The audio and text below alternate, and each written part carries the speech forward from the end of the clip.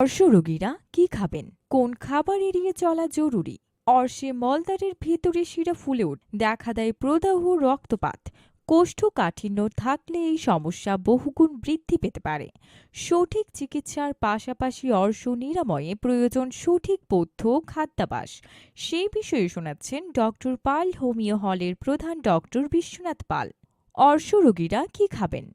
দ্রবণীয় ফাইবার সমৃদ্ধ ফল কিংবা শাকসবজি কোষ্ঠকাঠিন্য দূর করতে সাহায্য করে। এর ফলে অর্শরোগীদের কষ্ট অনেকটাই লাঘব হতে পারে। ফাইবার অন্ত্রের স্বাস্থ্য রক্ষাতে অত্যন্ত গুরুত্বপূর্ণ। প্রচুর পরিমাণ জল খেতে হবে। পর্যাপ্ত জল দেহে তরলের ভারসাম্য বজায় রাখে এবং মল নরম করে। ডাল, কড়াইশুঁটি ও রাজমার মতো খাদ্য অর্শরোগীদের জন্য বেশ উপযোগী। হোল গ্রেন থেকে তৈরি বিভিন্ন খাদ্য খেতে পারেন।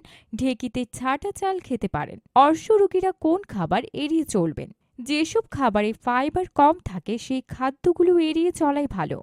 বিশেষত রিফাইনারিতে তৈরি দানা শস্য খেলে বাড়তে পারে সমস্যা।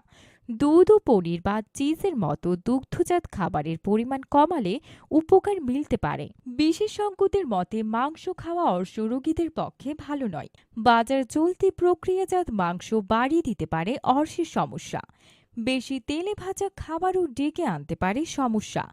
খাবারে অত্যধিক তেল, মশলা ও নুন থাকলে পেটের গোলযোগ দেখা দিতে পারে। মদ্যপান বন্ধ করা জরুরি।